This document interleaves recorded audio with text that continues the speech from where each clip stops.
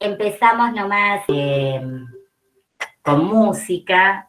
En principio, empecemos por esta última del Nuevo Tiempo de Iván Lins, una música, una canción que en realidad habla de algo que nos parece que tiene que ver con este momento que estamos viviendo, decíamos, que es esta idea de que a pesar de los peligros nos encontramos cantando en la plaza, ¿no? Acá dice haciendo berrinches, digamos, protestando, resistiendo para sobrevivir. Y realmente esta es una manera de vivir y de sobrevivir en este momento de tanta enfermedad, que es aferrarnos a este lugar que nos apasiona, que es el de la enseñanza, a este espacio que, bueno, donde estamos juntos, como alguna vez estuvimos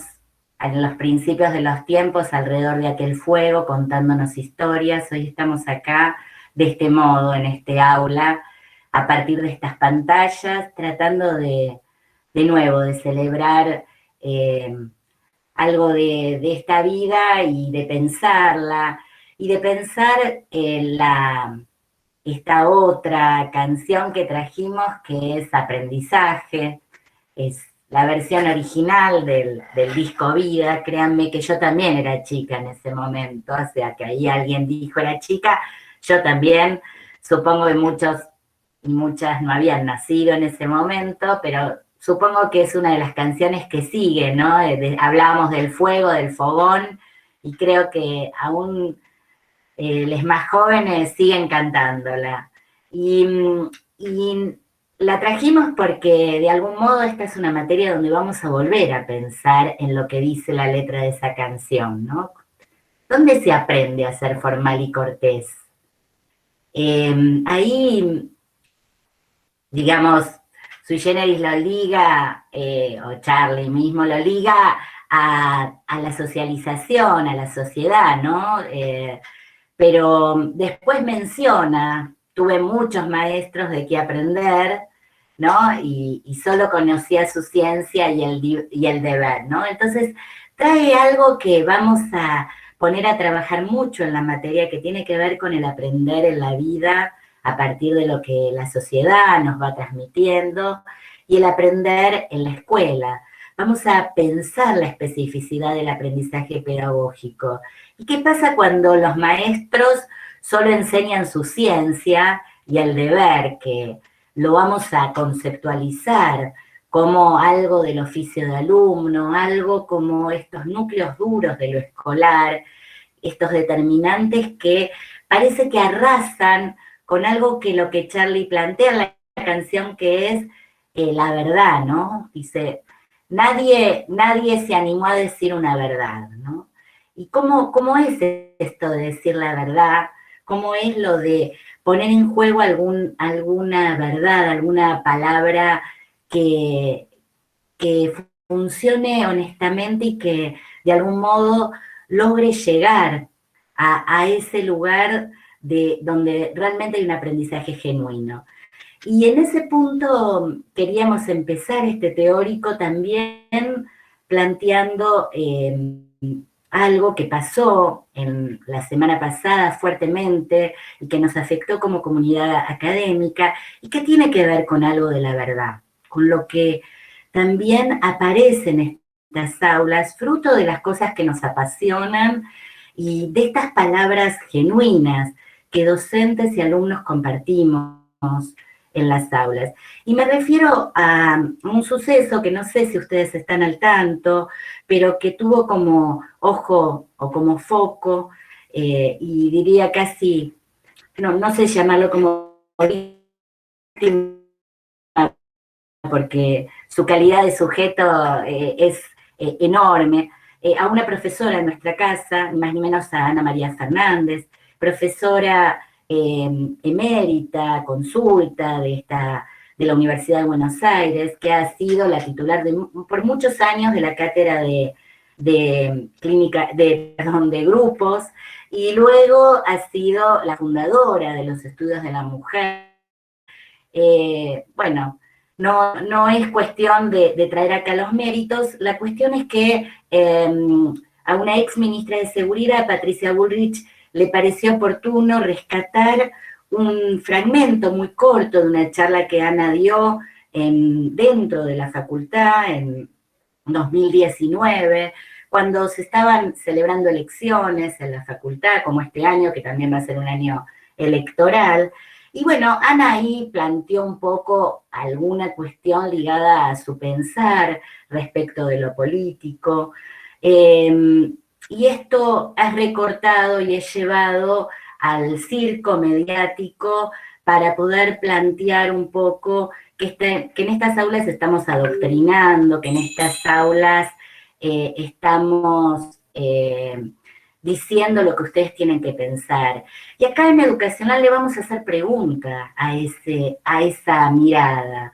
Una mirada que está muy, muy metida en el sentido común, que es que la educación tiene que ser un territorio neutro, que los docentes tenemos que plantear ideas sin ideologizar, porque la ideología manipula las miradas, ni que hablar de niñas, niños, y mucho más, y también de ustedes, jóvenes. Y me parece que ahí vamos a meternos con un problema que es el problema de cómo se piensa el aprendizaje. Realmente son ustedes mentes blancas, totalmente lábiles, que nosotros desde acá podemos manipular, podemos adoctrinar, podemos decirles qué pensar. ¿O acaso esas palabras que nosotros planteamos en la enseñanza abren un hiato, tienen un espacio diferencial con el aprender? ¿Qué relación hay entre la enseñanza y el aprendizaje? ¿Todo lo que se enseña se aprende? ¿O a veces se aprenden cosas que no se enseñan? ¿Y cómo viene esta cuestión de lo político? Para nosotros en esta cátedra lo vamos a decir fuertemente, la educación es territorio político. Y lo vamos a plantear hoy concretamente con los materiales de la unidad 1, lo venimos planteando con los materiales de la unidad 1. No hay disciplina que no sea estratégica, que no responda a una mirada del mundo, a cierta relación con los saberes que están en juego y que por lo tanto responda a una mirada ligada al poder y a una perspectiva de una cierta posición ética. Con lo cual, la verdad es que en estas aulas nos las pasamos planteando posicionamientos que son fuertemente políticos. No hace falta que digamos voten por cual o voten por tal, o miren, cuando decimos, por ejemplo, como se ha dicho en esta facultad, desde una cierta mirada cientificista, que la cuarentena hizo estragos en la psiquis de la gente, esto se dijo en junio del año pasado, a partir de estudios que elaboró un observatorio de psicología de la facultad, estamos teniendo una posición política, y una posición política muy fuerte. ¿Por qué? Porque estamos denominando a este momento cuarentena, estamos ligando esa cuarentena y ese encierro, el aislamiento, se decía, a problemas psicológicos. Estamos patologizando una cantidad de cuestiones que se hacen como mecanismos adaptativos. Por ejemplo, pensando que si tomamos más vino en este tiempo de aislamiento, entonces hay más alcoholismo para tratar de fugarse de los problemas. Se entiende que estamos poniendo en relación ciertas maneras que tenemos los sujetos de actuar en una situación en la cual la pandemia es la trama que organiza ciertos sentidos sociales y estamos poniéndolas desde un modelo médico hegemónico. Estoy poniendo palabras de la materia para que entiendan que todas estas cuestiones son cuestiones que esta unidad 1 pone a pensar. Nos pone a pensar cómo nominar los problemas cuando planteamos un problema. Está en redes, Guido, en realidad no le queremos dar mucho foco ni al tweet que hizo ni al tuit que hizo Patricia Bullrich, ni tampoco a esa charla, porque la charla estaba en el contexto de la materia de estudios de género, pero de cualquier modo lo van a encontrar. En las últimas semanas hubieron varios periodistas que estuvieron volviendo sobre el tema, rescatando eso y planteando el adoctrinamiento en la UBA. Hay realmente un tema en el cual pareciera que hay una mirada fuerte de cierto sector del PRO que quiere buscar una juventud militante en la universidad, y bueno, nada, lo cual es legítimo. Lo único que nosotros ponemos en cuestión y lo traigo en este teórico porque desde la cátedra hemos hecho un comunicado al respecto y estamos pidiendo que el Consejo Directivo de la Facultad se declare al respecto, que tiene que ver sobre hasta dónde la facultad es un lugar de construcción de ciudadanía. Nosotros nos encontramos con ustedes en un doble sentido, para enseñarles sí sobre la materia, pero también acá ustedes cogobiernan con nosotros esta institución.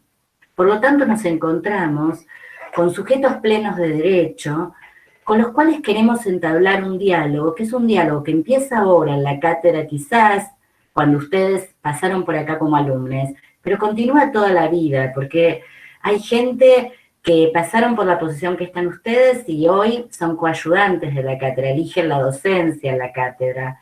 Tenemos una persona que ya es JTP, que empezó en nuestro equipo cátedra, la cátedra que dábamos hace muchos, muchos años, cuando era estudiante. O sea, las relaciones que entablamos educativamente son relaciones que generan desde nuestra perspectiva, la posibilidad de potenciar este lugar de la ampliación de derechos. Y por lo tanto exigimos que este sea un espacio democrático, un espacio donde cualquiera de nosotros hable de lo que quiera sin estar disciplinado, sin cuidarse de lo que dice, por temor a que alguien ahora nos esté grabando y nos exponga allí a que alguien diga, mirá lo que dijo la profesora Nakache. Todos podemos decirlo, pero la idea es que ustedes y nosotros digamos aquello que queremos decir. De esto habla aprendizaje. Una verdad hay que traer a este lugar, porque si no, esto queda vaciado de sentido y nos queda solo en ese lugar un poquito formal y cortés, que no solo pasa por cortarse el pelo, sino pasa también por el restringir esta relación, esta experiencia, a solo aquello que hace a los determinantes duros, a solo aquello que nos obligan o no a hacer, a solo aquello que aprendemos para el parcial. Entonces, bueno, tomamos nota de lo que la profesora dice cuando habla de aquello. Yo les voy a decir, esto sirve para el parcial. ¿A qué estoy apelando? Estoy apelando al oficio de alumno, estoy apelando a un trabajo que les hemos enseñado a hacer desde el jardín de infantes en adelante, que es, sirve aquello que te van a tomar en un examen, porque venimos acá a pasar de año. Cuando la educación queda solo en eso, hay algo de esto que fracasa, ¿se entiende? Hay algo de esto en que da lo mismo estar acá con la pantalla que haberse ido y aprobar libre la materia. De esto vamos a hablar en esta materia. Y entonces, lo último que me queda para decir en este preámbulo amplio de este primer teórico, y ya en breve le voy a ceder la palabra a Mario Zimmerman para que entre a los conceptos centrales de esta unidad 1, pero lo último hace a las cuestiones del oficio de alumno o a las cuestiones que diríamos tienen que ver con algo que todo esto lo vamos a retomar en la unidad 3, que hace a este tipo de aprendizaje que lo llamamos de la construcción del éxito y el fracaso escolar. O sea, cuáles son las normas de excelencia, cuáles son las reglas de juego. Vamos a ver que esta actividad es una actividad muy reglada.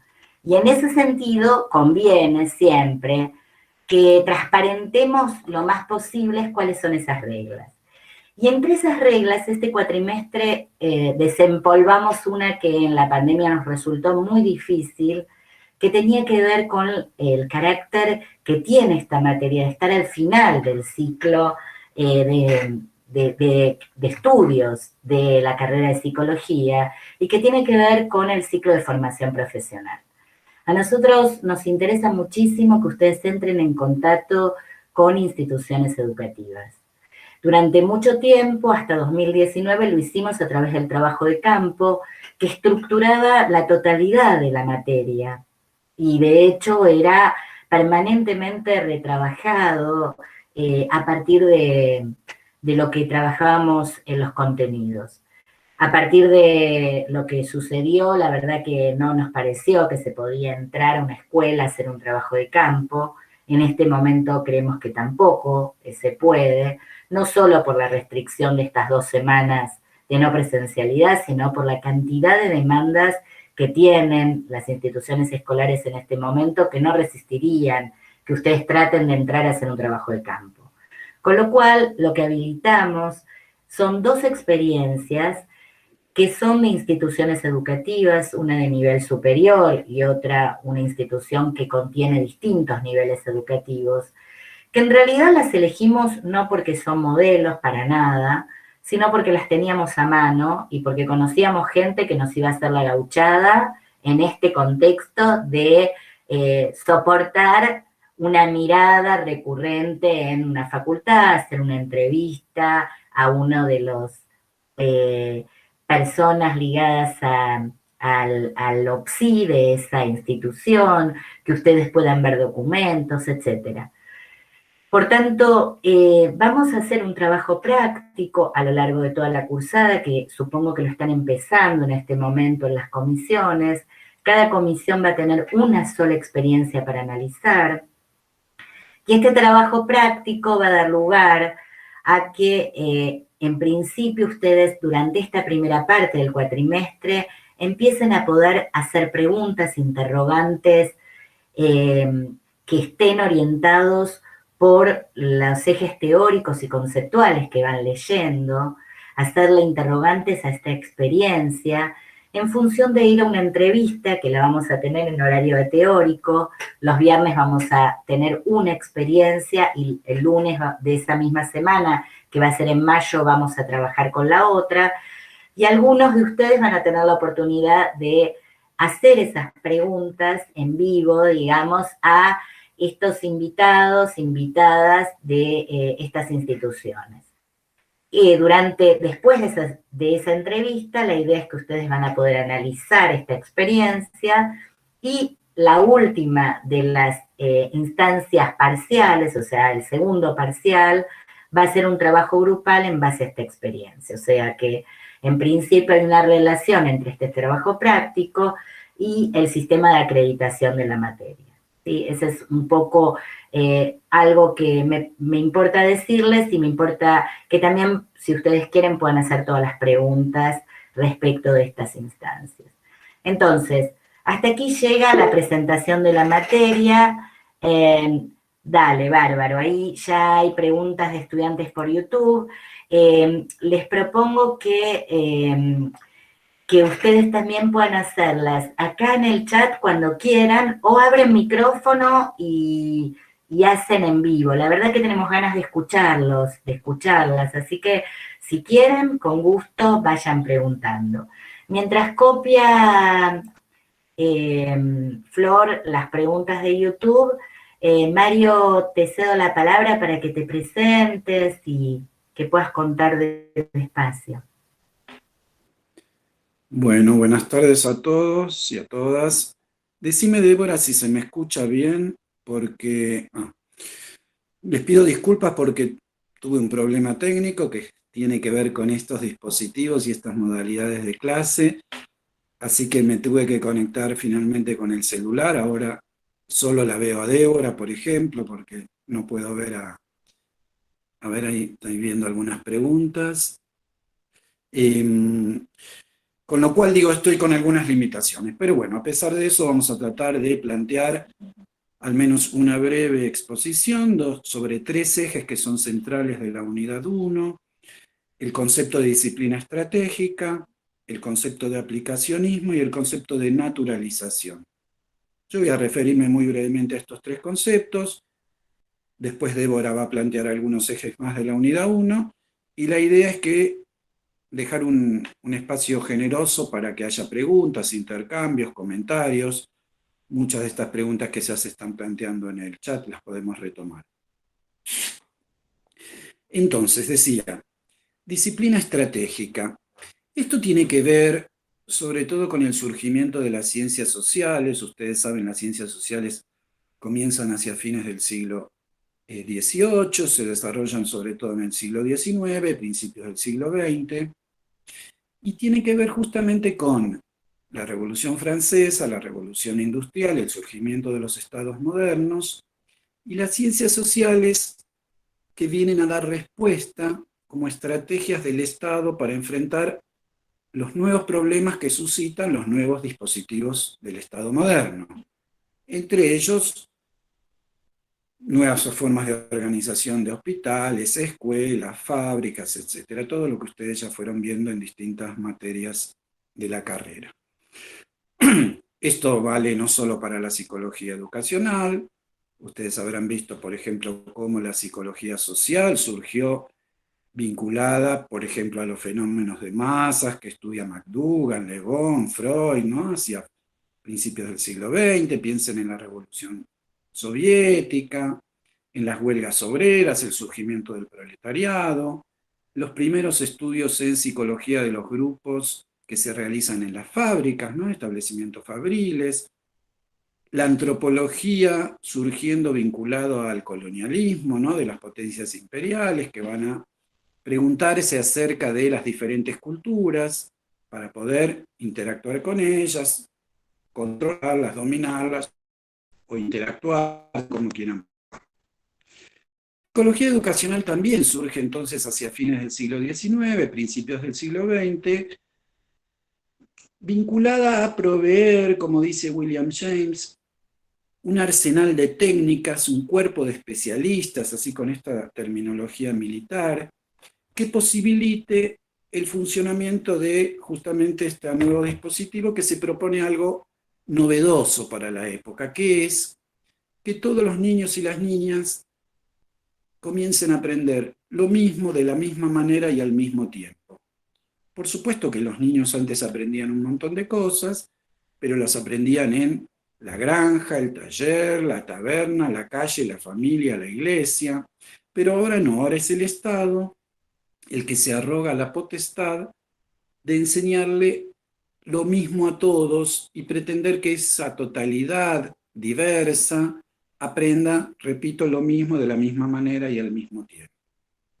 Esto ya podemos plantear que es algo imposible de que se cumpla. ¿Cuál es esta psicología educacional de la que se dispone, vamos a decir, en el 1900? Es lo que vamos a llamar una psicología que se presenta como resultado de un aplicacionismo. Aplicacionismo en el sentido de aplicar lo que ya existe de la psicología, pero investigado en otros ámbitos, por ejemplo, en el laboratorio con perros, con ratas, con gatos, como las investigaciones de la reflexología, del conductismo, etc., y trasladarlo sin más al aprendizaje de alumnos en las escuelas. Es decir, una psicología reduccionista que pretende explicar problemas complejos y que desde nuestra perspectiva requieren de un abordaje interdisciplinario que pueda dar cuenta de la complejidad en el sentido de Morin y de Rolando García, de la complejidad de un fenómeno que no puede ser explicado solo desde la psicología o la sociología o la pedagogía o la antropología, etc., sino que requiere una mirada muy compleja, porque son problemas intrínsecamente complejos. Pero insisto, esta primer psicología, que es considerada la reina de las ciencias de la educación hasta mediados del siglo XX, traslada fundamentalmente las investigaciones de la psicología del aprendizaje, digo que ya existía, de la psicología del niño, que está vinculada a la paidología o este interés en estudiar al niño como alguien diferente del adulto, que aparece, insisto, en el siglo XVIII y se profundiza en el siglo XIX, y de el enfoque psicométrico o la medición de las diferencias individuales, la medición de la inteligencia, que no casualmente también aparece por primera vez vinculada a la medición de la inteligencia de los niños en la escuela. O sea, el primer test de la escala métrica de medición de la inteligencia de Stanford y Binet de 1905 se utiliza, en palabras de Binet, para diferenciar los niños vagos de los niños tontos, ¿no? Esta mirada estratégica de la escuela, que ahora necesita diferenciar a qué niño, entre comillas, no le da la cabeza, y qué niño en realidad no aprende porque es vago, pero no porque tenga un retraso madurativo, diríamos en términos de la psicología evolutiva, o de un déficit intelectual o un coeficiente intelectual bajo, ¿no? En términos de la mirada psicométrica. Pero miradas que coinciden en que el problema o el déficit es siempre del alumno. Y acá entro en el tercer eje que les mencionaba, que es el concepto de naturalización. La naturalización tiene que ver, está muy ligada al sentido común, está muy ligada a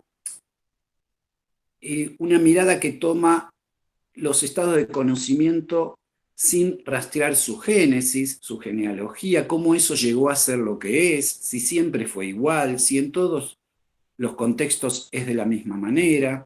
Se nos presentan como verdades naturales. Por ejemplo, que hay niños inteligentes y otros que no lo son. Y los que no lo son tienen un déficit. Hay algo que les falta en sus cabezas, podríamos decir, y que deberían tener. Aquí entonces nos metemos con un tema que es fundamental en este cuatrimestre, que es el tema del problema de aprendizaje o el tema del fracaso escolar masivo o el tema de la inclusión o la exclusión educativa. En principio, esta mirada aplicacionista de la psicología naturaliza el problema del aprendizaje como un problema individual del niño, ya sea por cuestiones biológicas, ya sea por cuestiones psicológicas, ya sea por cuestiones sociológicas, pero ese niño tiene un problema que le impide el aprendizaje. Ahora, en ningún momento se piensa que quizá el problema es de la escuela. Quiero decir, si esta escuela pretendió que una enorme cantidad de niños para tal mes del año ya sepan sumar o restar o leer y escribir y no lo han logrado, la pregunta natural debería ser, en todo caso, ¿de quién es el problema? ¿Del niño o de la escuela? Porque el niño no se propuso esto. Esto fue un proyecto de la sociedad que encomienda a las escuelas que cumplan con ese objetivo. Si no lo han cumplido en principio, ¿por qué decimos que el problema es del niño? Y no de la escuela o del sistema educativo, o por lo menos de la complejidad de los actores que participan. Nosotros preferimos pensar en términos de el fracaso escolar no como algo vinculado exclusivamente al niño, sino algo que se está produciendo en esa institución, en ese contexto, en ese momento histórico, que impide que estos aprendizajes se produzcan, pero que no necesariamente son responsabilidad del niño, o por lo menos no responsabilidad exclusiva de ese niño o de esa niña. ¿Qué está pasando con las interacciones con los docentes? ¿Qué pasa con los compañeros? ¿Qué pasa en particular con esa escuela? ¿Qué pasa con las familias? En fin, creo que estos momentos de pandemia nos están mostrando que en todo caso las respuestas a estos problemas no son simples y que requieren una multiplicidad de miradas. Y por otro lado, y con esto le dejo el pie a Débora para que continúe, no todos los niños son iguales, no en todas las épocas fueron iguales, no en todos los contextos culturales son iguales, y tampoco podemos naturalizar ese modelo de niño que propuso la escuela en determinado momento como el modelo al cual se deberían adecuar la totalidad de los niños, que como dijimos, son todos diversos y en las distintas épocas lo fueron. Bueno, dejo por el momento, por supuesto, después pregunten lo que haya quedado inconcluso, que ha sido la mayoría de los temas que he planteado. Gracias, Mario. Entonces, retomamos desde ahí, cuando Mario plantea que no todos los niños son iguales.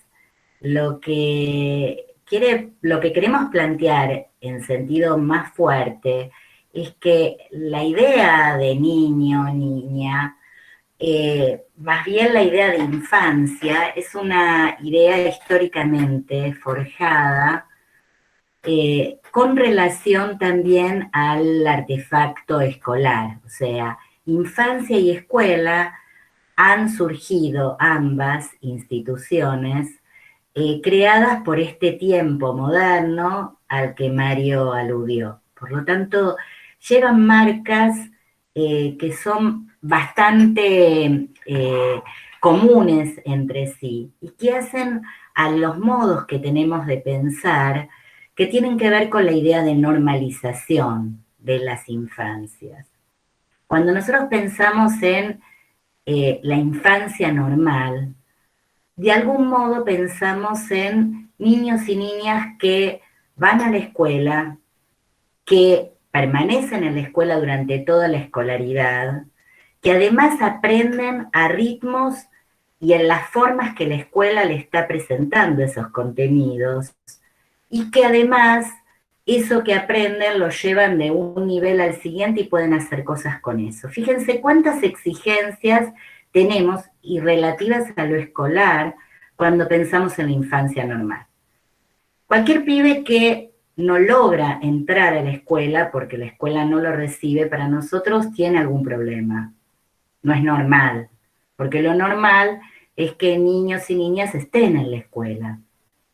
Ahora, esta idea de que justamente la escolaridad sea universal es una idea que pulsa con este doble carácter, el carácter de derecho exigible, que es fundamental. Por eso, en ese sentido, planteamos y le planteamos a la política pública que baje la edad de obligatoriedad de la escuela. ¿Por qué lo hacemos? No porque creamos que el lugar más maravilloso para los niños y niñas es la escuela, sino porque creemos que en la medida, y esto lo ha demostrado, digamos, los avances del mundo social, en la medida que niños y niñas están incluidos en las instituciones escolares, en la medida que eso se transforma en obligatorio para una política pública, entonces son los estados los que deben garantizar la educación. Cuando la educación, por ejemplo, inicial de niños y niñas se transformó en obligatoria, que cuando yo era chica no era obligatorio el jardín de infantes, por ejemplo, hay mucha gente de mi edad que no ha ido a jardín, no quiere decir que pesa sobre esos niños un problema porque no hicieron jardín de infantes. Esa mirada patologizante de niños y niñas que quedan por fuera no es una buena mirada. Lo que sí entra en juego es que en realidad el extender la cobertura de un sistema educativo es la posibilidad de exigirle a los estados nacionales que generen instituciones educativas que atiendan a la totalidad de la población y no solo aquella que, por ejemplo, pueden ir a instituciones privadas, no solo aquella que puede acceder de algún modo. Y en ese punto les decía que hay una tensión entre la extensión de la obligatoriedad y hasta dónde esa mirada, que es la mirada de lo escolar, se nos impone como una mirada normalizadora de las infancias. Porque de nuevo, la psicometría, como ha dicho Mario, la psicología del desarrollo y en general las ideas que tenemos acerca de lo infantil han sido todas paridas por el artefacto escolar. Son todas maneras estratégicas de justificar y de legitimar aquello que los estados modernos armaron. ¿Y ahora qué? Y ahora hay otras infancias. De repente la idea de infancia moderna pareciera que ha estallado. ¿Y por qué queda estallada? ¿Y por qué queda agotada, como dice Ignacio Leukovich, la institución escolar? Porque en realidad lo que queda suspendida es la potencia de estructuración del lazo social de los estados nacionales y de la idea de ciudadanía que el mundo moderno tenía. O sea, Nuestro tiempo tiene otras lógicas de articulación que no son hegemónicamente las que el mundo moderno planteaba. Son otras maneras. Básicamente son maneras muy permeadas, muy armadas desde el mercado más que desde el Estado. Son maneras donde el lazo social se estructura mucho más en torno a la idea del consumo, más que a la idea de ciudadanía. Mucho más en la mirada de una tecnología que tiene que ver con lo audiovisual y no con lo escritural. Estoy poniendo ahí distintas cuestiones que nos permiten entender que hay un cambio epocal. En ese cambio epocal, que es el de la actualidad, las infancias quedan multiplicadas. Las trayectorias que niños, niñas, jóvenes y adolescentes hacen son múltiples y no quedan cohesionadas por una única manera de entender lo infantil, por una única manera de trazar la idea del desarrollo. Y si no asumimos esta multiplicidad, lo que terminamos por hacer es aquello que la institución escolar hizo hacer de entrada, que era esta homogeneización de fracaso, aquellos diferentes, aquellos que, como dice Flavia Terigi, no ingresan a la escuela, aquellos que ingresan y no permanecen, aquellos que permanecen pero no aprenden en los ritmos y formas que lo escolar tiene, o aquellos que aprenden pero sus aprendizajes son más débiles.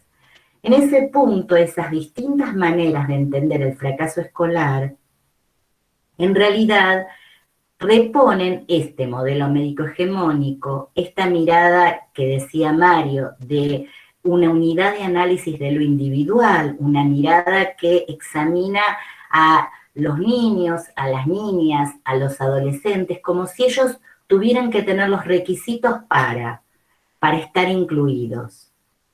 Este problema lo vamos a plantear a lo largo de toda la materia.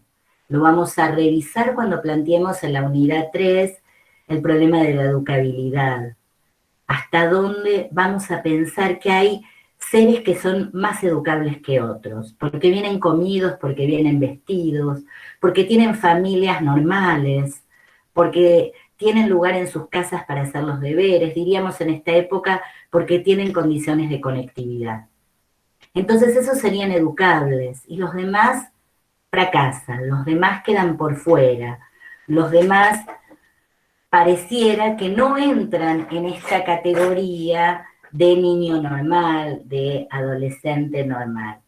Entonces lo que la materia va a tratar de revisar justamente es esta naturalización que hacemos de estas categorías desde un marco epistémico. Y ahora quiero poner en relación con el tema de la verdad, de la que hablaba en la primera parte, a partir de lo que planteaba la gente en YouTube.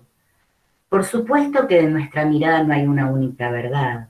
Venimos diciendo que las disciplinas ponen en juego verdades que son además verdades epocales, que tienen que ver con cierta mirada sobre el mundo, con cierta posición ética frente al plano de la verdad que podríamos plantear en términos de un universal.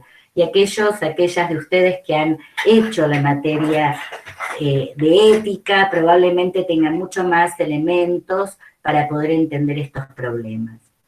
Pero digo estos problemas porque son problemas, como bien decía una compañera del YouTube, que tienen que ver con lo filosófico, porque en definitiva están discutiendo cómo en lo particular ponemos en juego un universal.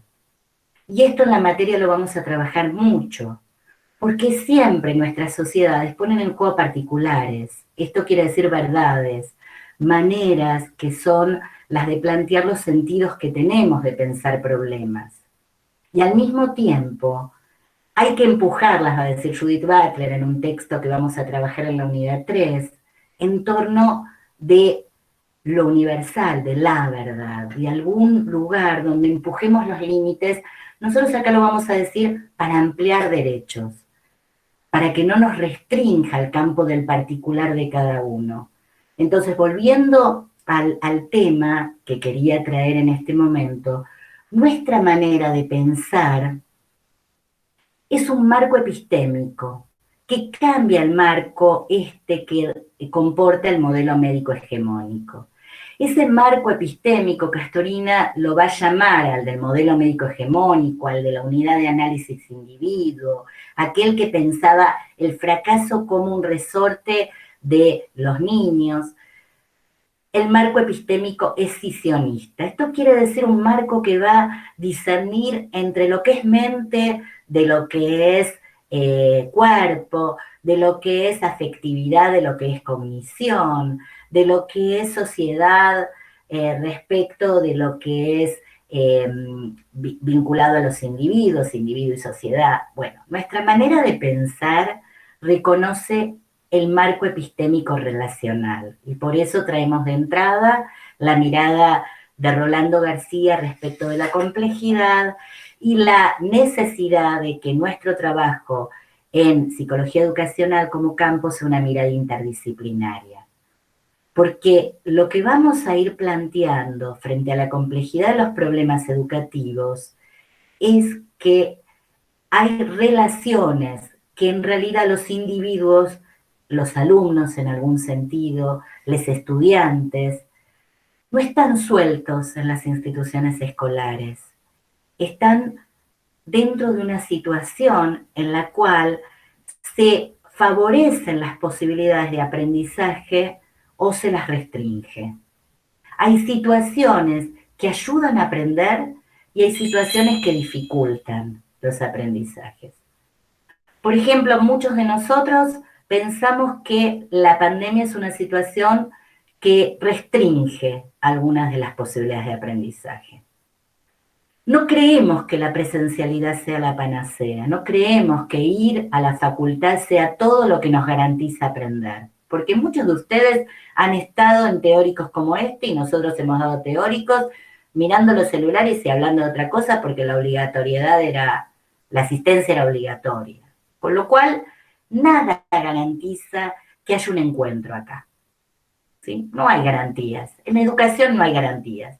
Pero podríamos decir que la situación de hacer aula en la facultad, como dice Philippe Millier, tiene algunos componentes que ayudan un poco. La posibilidad de que nos miremos a los ojos es algo que entre los humanos funciona. Realmente, para mí como docente, ahora que, por ejemplo, de los 92 que hay, yo veo solo 40 y pico que me permiten Meet, estirándola al máximo.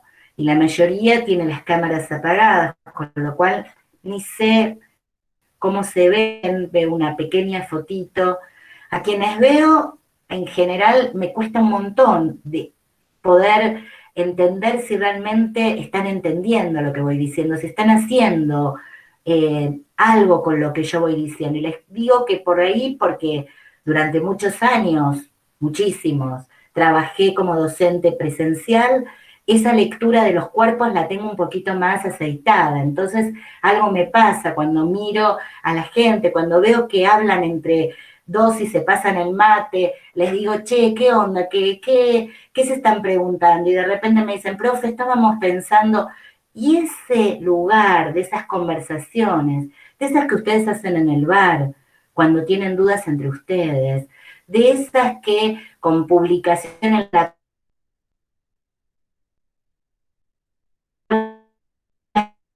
de apuntes de aprendizaje y a la situación de aprendizaje. No aprendemos solos, cada uno con una mente, con un cerebro que aprende y con las reglas que la neurofisiología ha descrito acerca del funcionamiento cerebral. Para nosotros allí hay un reduccionismo, lo vamos a poner a discutir en la unidad 2. Aprendemos en situación, con lo cual no podemos hacer abstracción de esa situación. Y aprendemos como colectivos, aprendemos a partir de experiencias en las que nos apropiamos y que nos transforman al mismo tiempo. Con lo cual, como verán, este es todo el desafío que tiene esta unidad 1. Es una unidad que va a ser revisitado a lo largo de todo el programa. Ahora sí, dejo espacio para que vayamos hablando entre todos, vayamos haciéndonos preguntas y pensando juntos. De nuevo, abran micrófonos, Si quieren, pónganlas en chat, como prefieran. Guido, dale, adelante. Hola, hola. Hola, hola. Sí, con respecto a esto último que decías, como que me hace resonar mucho con, nada, con mucha experiencia que tuve yo, por ejemplo, durante todo el transcurso de mi estadía en esta facultad. Bueno, ya estoy más o menos en el quinto año, este, y me doy cuenta como que, eh, más que todo en los primeros años, es como que tenía cierto nivel de aprendizaje, pero siento como que por lo menos podía desarrollar mucho más la cuestión de las materias, los contenidos, esas cosas cuando tenía un grupo de gente con quien discutirlo. Porque yo generalmente tengo esta costumbre de, bueno, coordino con gente que conozco y curso con esa gente. Y me di cuenta que cuando empecé a hacer eso más seguido, es como que en esa ida y vuelta que yo empezamos después de la clase, que yo nos hablamos por WhatsApp o cuando estamos en presencialidad, nos poníamos a charlar, qué sé yo, y salían estas cosas de, bueno, esto está copado, no está tan copado, había materias que directamente salíamos súper indignados porque, viste, esta materia es una porquería, y pasaba esta cuestión de que ya estábamos en la puerta de la facultad y estábamos media hora discutiendo por qué la materia era una porquería, ¿no? O por qué estaba buena. Y es como que se daba otra cosa, ¿no? No era lo mismo de que sentarse ahí y recibir pasivamente lo que decía el docente. Que nada, eso hace para mí la diferencia, o más que todo acá en la facultad. Sí. Eh, Guido, retomo eso con un planteo que hace Jerome Brunner, que a mí me gusta mucho, que Brunner dice, es más inteligente el que tiene a quien ir a preguntarle. Que a mí me gusta ese planteo porque uno dice, no, no, entonces el inteligente es el otro al que uno le fue a preguntar. Es que Brunner nos está planteando lo que Débora mencionó antes también como mente distribuida. Si uno deja de pensar que los procesos psicológicos, los procesos cognitivos pasan adentro de las cabezas de sujetos aislados y lo empieza a pensar como una mente distribuida, entonces, por ejemplo, lo que pasa en el aula tiene que ver con todo el proceso de interacciones y con el contexto específico que no solo rodea, sino que atraviesa esa situación. Y podría pensar esto que vos decís, bueno, no, salgo de la clase y me quedo, le pregunto a un compañero y me quedo discutiendo con otro. Eso tiene que ver con procesos cognitivos distribuidos. Y tu pregunta hace que yo conteste esto, que a su vez no sé cómo resonará en otros, eh, que me parece interesante para pensar en el aula también, ¿no? En el aula escolar, y no entonces atribuir el problema a la maestra, al niño, al psicólogo, sino a esos procesos que se distribuyen en ese sistema de actividad con ciertos tiempos, espacios, condiciones, instrumentos, recursos. Yo con este celular no doy la clase de la misma manera que cuando estoy en el aula. Cuando me encanta ahora dar la clase con Débora, que hace mucho que no dábamos clase juntos, y entonces yo la escucho a ella y lo que ella dice me provoca cosas a mí, o completa lo que yo me olvidé de decir, porque ella ha completado cosas que yo dejé por la mitad. Y ahí hay un proceso de mente distribuida, y más allá, por supuesto, de todo lo que tiene que ver también de estar con un otro, desde otros puntos de vista también, ¿no? De no estar solo, no estar aislado, etc.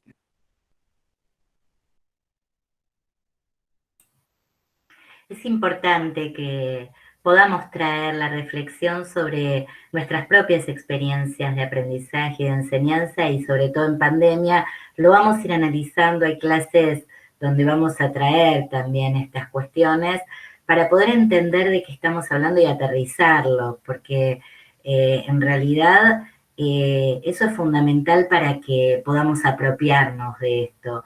Y creo que lo que vos, Guido, contás, es importante que no lo leamos en mejor y peor. Muchas de las cosas que pasan con las materias eh, tienen que ver con los sujetos contemporáneos que somos, que estamos muy formateados por una categoría que es la del espectáculo. En general, asistimos a los actos de conocimiento desde las categorías del espectáculo, porque estamos en un momento, en un mundo, donde lo audiovisual es muy pregnante, más allá de lo pandémico, digo en general, hace ya bastante tiempo, somos sujetos de la palabra, pero somos sujetos de las pantallas. Y esta categoría de espectáculo nos hace muy rápidamente ser todavía más, diría, más terminantes con una categoría moderna que ya se planteaba con la idea del ingenieril, lo bueno y lo malo, aquello que sirve y no sirve, la idea de lo útil y lo inútil. Bueno, la categoría del espectáculo repone lo aburrido y lo divertido. Entonces vamos a las materias y decimos, che, ¿qué tal estuvo? Se me pasó volando el tiempo. Pareciera que es una cosa buena de las materias que se nos pase volando el tiempo, o el denso, o las lecturas son largas, ¿no? Esas maneras, esas miradas, son del espectáculo. Uno no puede decir, una obra se me pasó volando, me encantó, o reaburrido. Una clase debiera estar planteada por categorías del conocimiento, que hoy ya casi no tenemos. Uno diría, bueno, ¿qué se propuso este profesor plantear? ¿Esa clase fue consistente con esos objetivos? ¿Tuvo cohesión interna? Y por eso, bueno, ustedes ya van a estar cerca del trabajo de tesis, y las tesis son muy difíciles de hacer en esta época, porque realmente, aún en lo académico, tenemos poco ejercicio del trabajo con este tipo de dispositivos del conocimiento que forman parte del pensamiento académico, uno diría, más específico.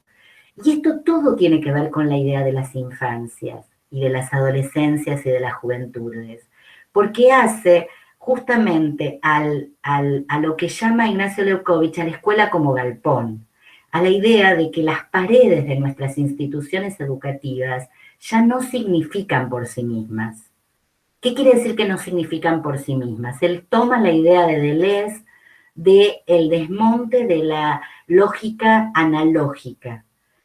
Deleuze habla en Postdata de las sociedades de control que entre una institución disciplinaria y la otra, cuando Foucault habla de la escuela, la familia, la cárcel, el hospital, había un mundo que era el mundo moderno, que era aquel planteado como libertad, igualdad, capitalismo moderno, que es el de la fábrica, bueno, etcétera. Toda una lógica que analogaba una institución y la otra. Así trabajamos en la escuela, así vas a trabajar en la fábrica. Hay espacio de recreo y hay espacio de trabajo. En la fábrica también. Hay un momento que te dan libre. Hay momento de clase, momentos. En la fábrica también. Bueno, eso no tiene nada que ver con las empresas. La empresa contemporánea es full life, no tiene momentos de trabajo y momentos de descanso. Nos toma, como dice Deleuze, como sociedades de control permanentemente, lo cual la escuela queda desarmada en esa posibilidad analógica, y nuestro mundo digital es un mundo saltatorio, donde en realidad cada institución queda librada a su propia suerte. Por eso él dice la escuela como galpón, y uno podría decir la universidad como galpón, la facultad como galpón, cada cátedra como galpón. ¿Cuáles son las reglas de juego de este tiempo? Es obligatorio, yo le pregunté el otro día a la secretaria académica este tema de nuevo, ¿es obligatorio la asistencia o no? La secretaria académica vuelve a decirme, no, no hay obligatoriedad de asistencia a clase, pero yo sé que hay profesores, ya te doy la palabra, Salvador, que veo que levantaste la mano, veo que hay profesores que están reclamando asistencia obligatoria. Quiero decir, hay un galpón en el cual lo que dice Leuckovich es responsabilidad de los agentes, de los actores que estamos allí, que las paredes significan. Es compromiso nuestro hacer de que este encuentro sea un encuentro genuino. Si ustedes preguntan si se encuentran en parte con lo que yo estoy diciendo, algo acá pasa. No estamos en pantallita. Ahora sí, si no, bueno, la verdad es como que es más de lo mismo. Sí, Salvador, te escucho, perdón. Te escuchamos. Sí, sí, sí. No, yo quería poner en cuestión esto que se mencionó hace un momento, en función de lo que escuchamos, que es aprendizaje, lo que vos dijiste del oficio de alumno, y de lo que dice Flavia Terici respecto de que también se fracasa a pesar de que se salga del sistema con una acreditación. Y digamos, juntándolo con lo que dijo el compañero hace un minuto, tenemos la tendencia muchas veces a pensar, ¿para qué me va a servir esto? Curso esta materia, ¿y esto para qué me va a servir? Y yo creo que esto engancha con esto que estuvimos viendo en el práctico también, sobre el utilitarismo. Entran las heterogeneidades y tiene que salir un producto homogéneo de la máquina. Y por lo tanto, nos enseñan tanto esto del oficio de alumno, que luego lo que nos interesa es aprobar. Y yo creo que en todo esto se pierde el concepto del deseo. Al perderse el concepto del deseo, el placer, estamos siempre especulando esto de para qué me va a servir, qué me van a tomar, qué tengo que escribir, y nos perdemos tal vez lo más importante, que es esto de apropiarnos de estos conceptos. Por eso que me pareció enganchar esto del aprendizaje, porque aprender a ser formal y cortés.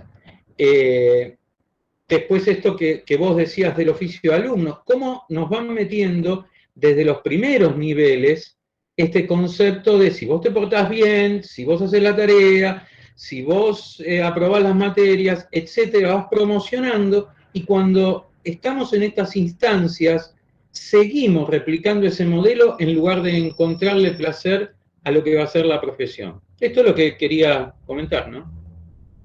Gracias, Salvador. Escuchamos a Florencia y a Guido y después resonamos con lo que van planteando, que yo tengo bastante para decir, pero vamos a escuchar a los compañeros. Va, Flor. Hola, Débora y Mario, el chat de YouTube está estallado. Justo Flor Gómez se cayó, pero bueno, no puedo ir entrando a YouTube y a este Meet también por una cuestión de transmisión, pero les voy comentando a viva voz lo que están trayendo alumnos y alumnas en YouTube. Muchos acuerdan en que se extraña mucho a los compañeros, que hay una alumna que dice que estando en la última tramo de la carrera, le genera mucha incertidumbre no saber si van a volver. Acá hay una chica que pide si pueden retomar algo del orden del espectáculo, inaugurando sus parámetros propios del éxito y del fracaso, categorías binarias que inevitablemente excluyen a la vez. Y después Maggie, ¿podemos pensar si la escuela como dispositivo que debe socializar y ser una primera introducción al mundo? ¿Cómo conformar una institución que nos prepare para la sociedad de ahora? En la lógica del consumo y del mercado, las niñas quedan implicados desde esa lógica desde muy temprano. Así que, bueno, esas son algunas de las preguntas. Espera, volvé a leer cómo lo de la institución de ahora, lo que sean preguntas específicamente, cómo pensar una institución que nos prepare para el ahora, la categoría de espectáculo, ¿con qué más era? Con el tema de lo binario, ¿no? Del éxito y el fracaso. El espectáculo, inaugurando sus parámetros propios del éxito y el fracaso, todo esto está escrito así de una vez. Categorías binarias que inevitablemente excluyan otra vez. Bien, ¿algo más de preguntas?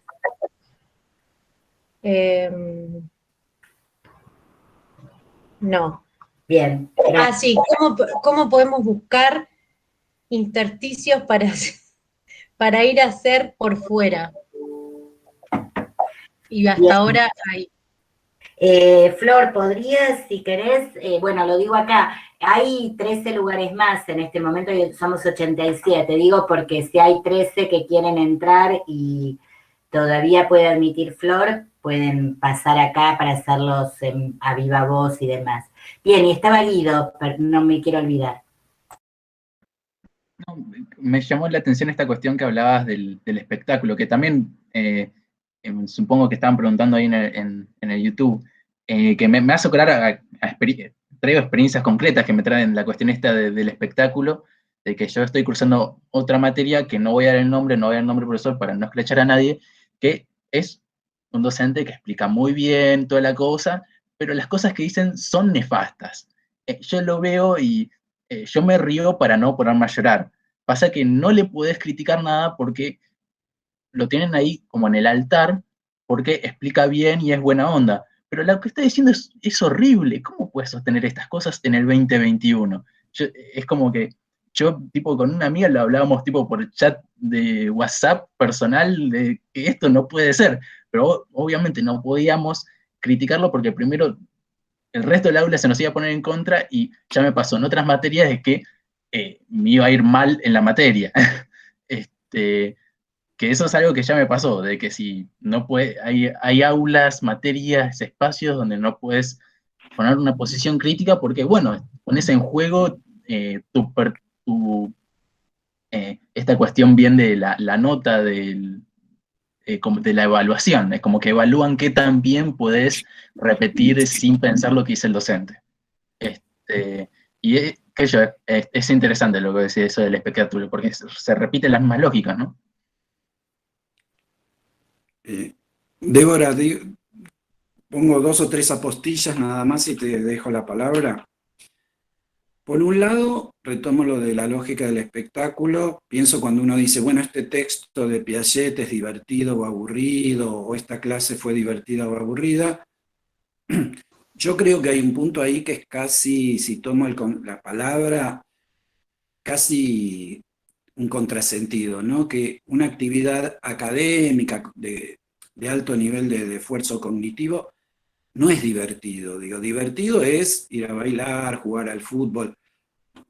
Diría que es más una actividad de conversión que de diversión, ¿no? Digo, esta clase, no sé, puede ser interesante, apasionante, pero divertida no creo que sea por el esfuerzo cognitivo que implica y el nivel, insisto, más de conversión que de diversión.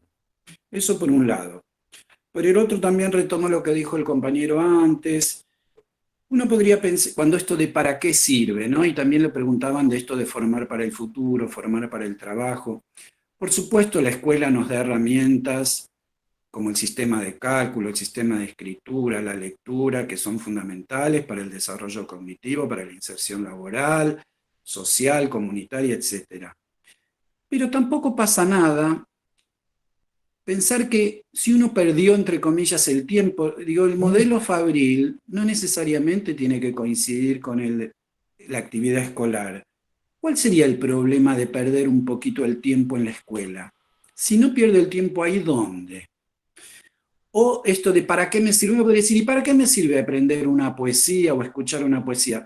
Desde el punto de vista de la productividad capitalista, la verdad que nada.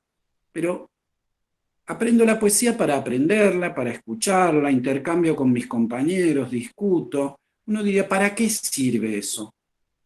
Para eso, para aprender eso.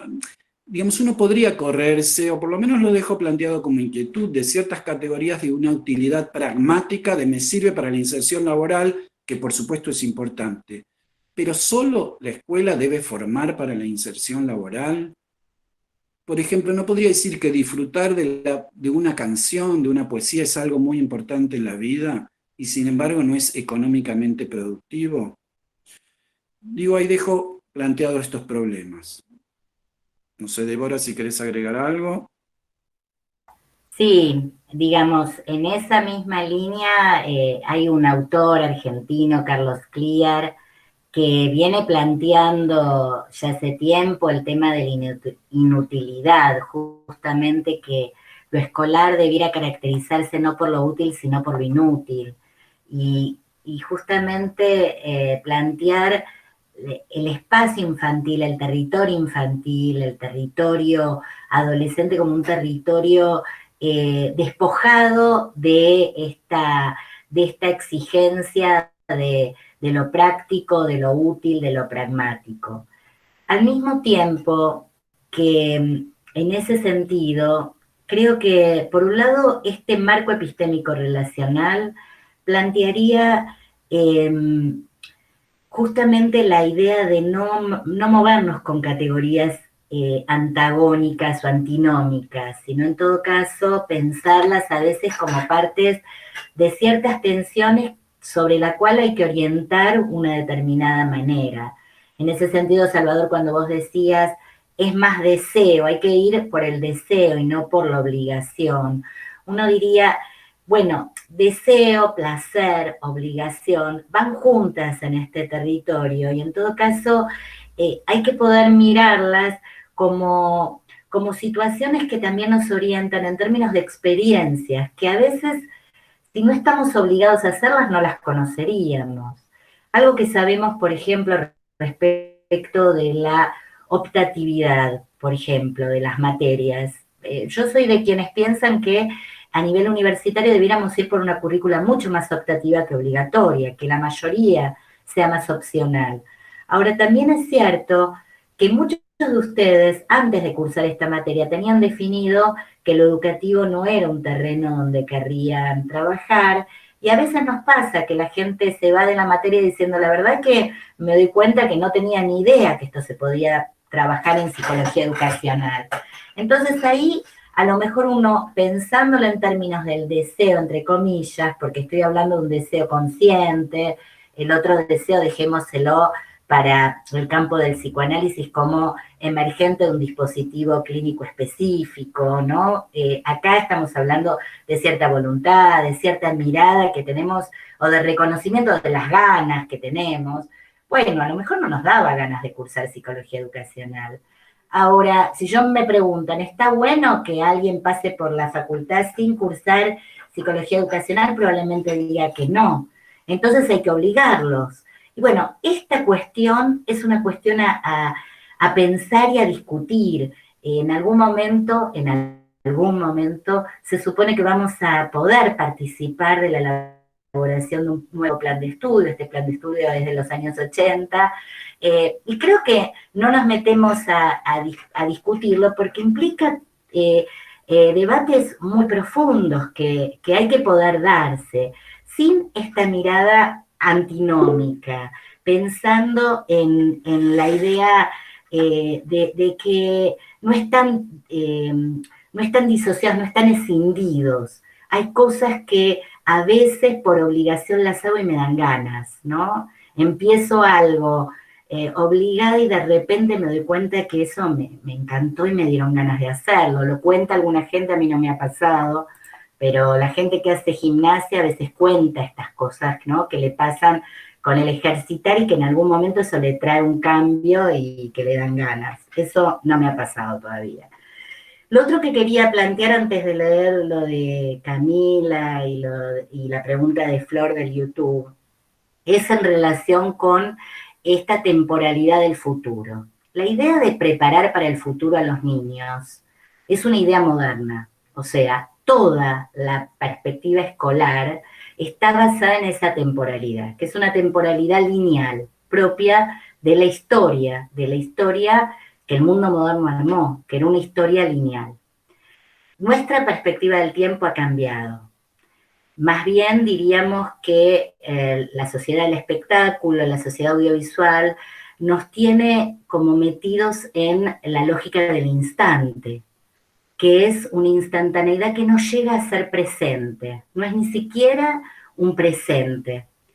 Por lo tanto, parte de lo que Leukovich plantea, y hay un libro muy interesante de un grupo que él formaba parte, que es el Manifiesto de los 12, que plantea esta idea de que quizás lo que tenemos que hacer en las instituciones es hacer presente, no tanto ir hacia el futuro. Y cuando decimos hacer presente estamos pensando en incluirnos todos y todas, todes, en una experiencia común que nos contenga, nos aloje y nos dé y que podamos hacerle sentido a esa experiencia para el hoy. No para un futuro, no para un mañana, porque en parte no sabemos qué pasa con el mañana.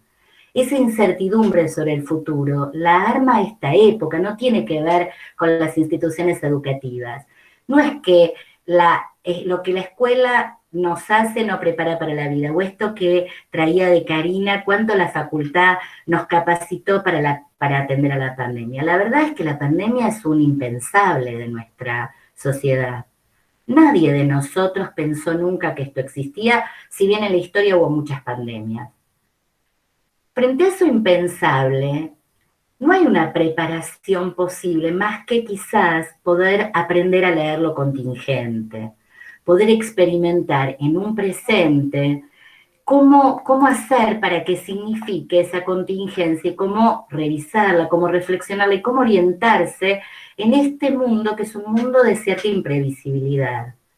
Le enseñamos inglés a los pibes desde la panza, escucho inglés desde el embarazo para que sepa inglés ese pibe, porque es el idioma que le va a abrir todas las puertas. Y ese pibe en 30 años se encuentra con que el chino mandarín es el idioma que le abre todas las puertas. Bueno, la verdad es que no tenemos garantías de aquello que es útil. Y esto tiene que ver con el desmonte del sujeto, cómo fue pensado por la modernidad. La modernidad pensó a los niños como sujetos de tutelaje, menores, eran parte de instituciones disciplinarias para poder meter en el mundo de los adultos cuando cumplieran 21 años, cuando pudieran estar preparados para. Hoy pensamos a los niños, al menos en múltiples sentidos, como lo plantea el texto de Sandra Calvi, que está como optativo, y yo traería dos como mínimo que son bien antitéticos. Uno es las niñas como sujetos de mercado. Digamos, claramente no hay sujeto más activo en el mercado, clúster más dinámico del mercado que la infancia. Si tenemos que meter un nuevo consumo en la sociedad, metámonos con los pibes como hizo mamá Luchetti y vamos a cambiar y nadie va a comer matarazzo porque nuestros hijos se van a plantar frente a la góndola y van a pedir el de mamá, mamá, mamá, mamá. Bien, entonces, esto lo sabemos cuando vamos con los pibes y las pibas al supermercado. Son actores del consumo que nos están demandando permanentemente estas nuevas cosas que se van metiendo. Y estos actos de consumo, como ya se conceptualizaron, se consumen en sí mismos. No generan un sentido, un placer, porque se van agotando y requieren de otros.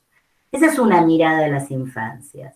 Y por lo tanto esas infancias dejan excluido a una cantidad de niños y niñas que viven por fuera del mundo del consumo, pero que sí desean consumir. No es que nuestros pibes y pibas que están en situación de vulnerabilidad no son consumidores, no podrán consumir, pero como actores pretenden consumir. Y en ese sentido, y con esto ya miro lo de Camila, tenemos la otra parte, que es que niños y niñas son sujetos de derecho. El mundo moderno los pensaba, pará, vos todavía no existís acá, sos alguien a formarte, vení, aprendé, estudiá, escuchá hablar a los grandes y después vas a poder decir. Y así en general los estamos pensando muchos de nosotros adultos. O sea, ayer fui a la inauguración del CONACAI. El CONACAI es la institución, es la comisión que discute el derecho de las audiencias infantiles a ser contempladas de otro modo por los medios masivos de comunicación. Los temas que yo estudio, digamos, mi tema de estudio tiene que ver justamente con los medios, la escuela, las infancias del espectáculo, etcétera. Bueno, fui a eso y resulta que el CONACAI plantea que hay que poder escuchar a los niños y niñas y pregunta, ¿qué medio puso a los pibes y a las pibas a hacer entrevistas de opinión sobre el cese de la presencialidad o el retorno de la presencialidad a las escuelas? Ninguno. No les dan la voz, porque ustedes todavía, hay otros que hablamos por ellos, venimos los psicólogos a hablar por los niños. Pero ayer, que habían traído niños para hablar sobre esa inauguración después de, se cumplen 10 años y estuvo inactivo durante los años de macrismo esa comisión, porque tuvo que ver con la ley de medios.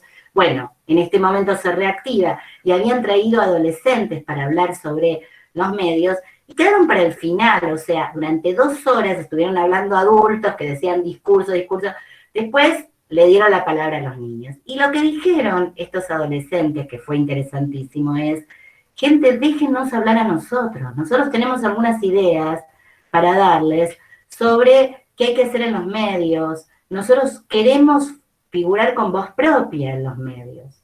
Y es de las poblaciones más invisibilizadas. Lo único que se traen son estereotipos. Lo peligroso, cuando abusan de alguien, cuando salen a la calle y hacen desmanes. Fíjense cómo las infancias y las adolescencias están criminalizadas en los medios, estigmatizadas.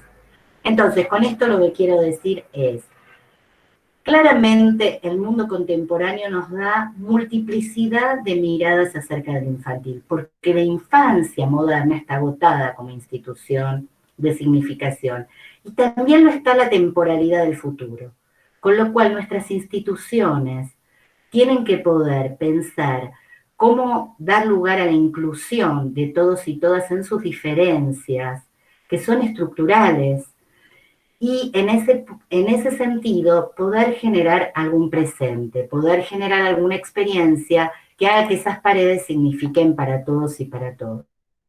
Mario, no sé si pudiste leer lo de Camila, así respondes vos. No, te pido si podés leerla porque estoy muy limitado con este celu. Leo, pero te dejo Sí. a vos que hables. Bueno. Camila escribe largo, ¿no querés preguntar, Camila, en voz alta? Camila Calvo Crende, bueno, yo voy leyendo, pero si querés, estaría bueno. Ahí está, Ya, Camila. estoy. Sí, iba escribiendo para no interrumpir y para que no se me olvide en el medio. Gracias. No, lo que yo preguntaba al principio es esto de que las instituciones escolares, digamos, como más bien, digamos, a raíz de lo que decían de pensar todo el tiempo en la productividad, que lo analizamos en distintas áreas de nuestras vidas, ¿no? Como, esto me va a servir para algo, si no, no lo hago, ¿no? Como tenemos que encontrarle un valor en el sentido de la productividad capitalista que recién hablaba Mario.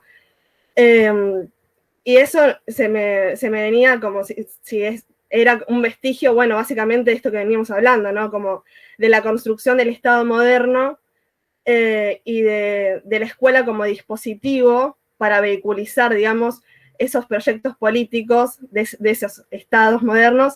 Y también aún hoy hay algo de eso porque seguimos pensando en esa línea y bueno, de la ciencia y puntualmente, bueno, de la psicología educacional como ciencia estratégica. Bueno, y lo digo. Sí, una primera reflexión que me surge para tener en cuenta que es un poco lo que decía Débora antes de tratar de ver, bueno, ¿es bueno o es malo esto, no? Tampoco estamos diciendo que porque la escuela reproduce un modelo económico capitalista, entonces la escuela no sirve. Digo, la escuela está atravesada por múltiples tensiones desde su inicio, tensiones vinculadas a aspectos instituidos, obviamente, a reproducir determinado modelo de niño, determinado modelo de relaciones sociales, quién es el que sabe, quién es el que no, quién es el empleado, quién es el patrón, etc. Pero también tiene múltiples aspectos instituyentes y posibilitadores, y yo digo, acá ya no hablo como psicólogo, sino como educador, diría, la verdad está muy bueno que un chico pueda ir a la escuela, y hoy que un niño tenga el guardapolvo blanco es un símbolo de inclusión social. Y diría que habría que, a ver, y defendemos la inclusión de todos los niños y niñas en la escuela pública. Digo esto porque muchas veces nos criticaron, inclusive alguna decana que tuvimos también, que nosotros queríamos prenderle fuego a las escuelas. Porque analizamos y desnaturalizamos el dispositivo escolar. Esto no significa que queremos prenderle fuego a las escuelas, ni mucho menos. Lo que significa es que queremos desnaturalizar algo que se nos presenta como natural. Y la escuela de natural no tiene nada, es una construcción social y una construcción social relativamente reciente. Uno podría decir, bueno, pero la escuela tiende a reproducir las desigualdades sociales. Es cierto, pero también la escuela le permite a un montón de niños y niñas, por ejemplo, acceder a la lectura y la escritura. Y la verdad, está muy bien que los niños aprendan a leer y a escribir. Digo, estas son tensiones que tienen que ver con lo escolar. Es cierto que en este momento particular la escuela se encuentra atravesada por una crisis del mandato fundacional, digo, un mandato de este contrato fundacional que ya tiene bastante más que 100 años y que habría que repensar, ¿no? Esto que planteaba Débora, por ejemplo, del tiempo, ¿no? Acá me voy un poquito de tu pregunta y dejo otra, ¿no, Camila? Y planteo lo del tiempo. A nosotros los docentes nos está pasando esto, a nosotros nos formaron para trabajar con el pasado y el futuro. El pasado, o sea, poner a disposición de los niños o de los estudiantes el tesoro de la cultura construido a lo largo de los siglos. Por ejemplo, enseñarles a ustedes las teorías, no sé, de Freud, de Piaget, de Vygotsky, ¿no? Lo que se construyó en el pasado. La rueda, la escritura, la computadora, lo que sea. Pensando en el futuro del niño, en el futuro, en su inserción laboral futura, que sea un ciudadano, que sea un padre de familia, una madre de familia, etc. Y ahora los docentes nos dicen, ¿sabes qué? El pasado ya fue, el futuro ya llegó, todo un palo ya lo ves, ¿no? Como nos dicen los redondos. Entonces, y un futuro imprevisible, un pasado que ya no tiene sentido, es un puro presente. Y nosotros nos encontramos, digo, nosotros los docentes, que nos decían que trabajemos con el pasado y el futuro, y nos encontramos que hoy lo único que vale es el presente. Quiero decir, son todas tensiones que atraviesan a la escuela. Y en esa complejidad deberíamos abordarla. ¿Qué pasa con el pasado, el presente, el futuro, la reproducción social, la transformación social, las transformaciones generacionales, culturales, económicas? O sea, un problema complejo, y en esa multidimensionalidad trataremos de arrimar un poquito el bochín. Bueno, me callo un poco yo ahora. Sí, que comparto con lo que plantea Mario y con lo que está planteando ahora Sofía, ¿no? En el chat, como que desnaturalizar quiere decir hacerle preguntas. Y en ese sentido, Camila, un tema de concepto, de conceptualización como más riguroso, cuando Lukács habla de la escuela como galpón, no habla porque la escuela hace tal o cual cosa, sino más bien porque queda desarmada la lógica que le dio sentido analógico con otras instituciones. Es como si mucho de lo que hubiese armado para las instituciones modernas quedase un poco atado con alambre, y que las cosas que allí pasan en base a otras lógicas que las van haciendo andar. En ese sentido lo plantea, como que lo que se corre es ese sentido fundacional que tiene que ver con el campo de lo moderno. Y en ese punto, esto que dice Mario y que vos también decís, es que hacer que esas paredes signifiquen tiene que ver justamente con esto que vos planteás de justamente que allí haya algún tipo de experiencia que nos ayude a pensar que hay múltiples verdades, que hay múltiples perspectivas. Pensemos que lo escolar es ese acto que nos hace salir de la lógica endogámica, de la familia. Yo escribí un texto para el Congreso de Ética y Cine del año pasado, que creo que lo puse en la materia, que siquiera lo pueden ver, que es revisitar la película del Capitán Fantástico. Vieron que el Capitán Fantástico es esa película donde un padre decide educar a sus pibes en el bosque, digamos, y les enseña una cantidad de cosas que él considera interesantes. Y bueno, los pibes saben un montón de cuestiones, un montón de información más que otros que van a la escuela, ¿no? Y yo ahí discuto qué sentido tiene lo escolar. Y tiene que ver con esto que están preguntando en YouTube, que es ¿para qué nos prepara la escuela? Y uno podría decir que en todo caso la escuela hoy es un territorio donde como pocos nos encontramos con cierta diversidad. Aún en las escuelas más homogéneas, entre comillas, vamos a suponer una escuela que van todos los pibes de un barrio popular, o la escuela de un country que van todos los pibes del country, igual es vernoslas con alguien distinto a lo que hay en nuestras casas. En nuestras casas, en el barrio, mucho más, esto es lo que trae el documental que planteamos esta semana del elogio de la incomodidad, cómo el poder incluirnos en las escuelas nos prepara para poder encontrarnos con otros, con otras, con gente que no creímos que existe, con historias distintas a las nuestras, y con una lógica en la cual la convivencia tiene que tener que ver con la palabra, cosa que ya en el mundo social cada vez es menos vigente. Nosotros decimos, acá, ¿no? Acá no se pueden resolver las cosas a los golpes, sentémonos y hablemos. Veamos juntos qué sentido le damos a esto que pasó, ¿no? En las escuelas, había una escuela que quedaba cerca de una villa donde los pibes tenían un lugar para dejar las armas. Los pibes hoy en los barrios están yendo armados. Vamos a ver una película en otra clase que se llama Solo, para ver cómo un pibe del conurbano bonaerense trata de llegar a una escuela con un mapa desteñido con el cual no puede llegar. O sea, quiero decir, la escuela es esa oportunidad de encuentro con lo diverso, esa oportunidad de hacer que las paredes signifiquen, esa oportunidad de ampliar derechos. Es verdad, en muchos casos no funciona así, pero en muchos casos esta clase nos dio la posibilidad de escucharnos en disenso, con muchas restricciones, pero es alguito más que el quedarnos metidos en nuestro propio mundo de supervivencia más elemental de lo que hace al día a día. Así que somos privilegiados de estar acá, ¿no? Bueno, yo me quedo con esto, estamos llegando al final. La verdad que agradecer nomás este privilegio, de verdad, en este día precioso de sol, de habernos dado este espacio de palabra y de poder seguirnos encontrando. Esto va a quedar grabado, van a poder recortar las partes y escrachar. No, la verdad es que la idea... Perdón, las partes aburridas y dejan solo las divertidas.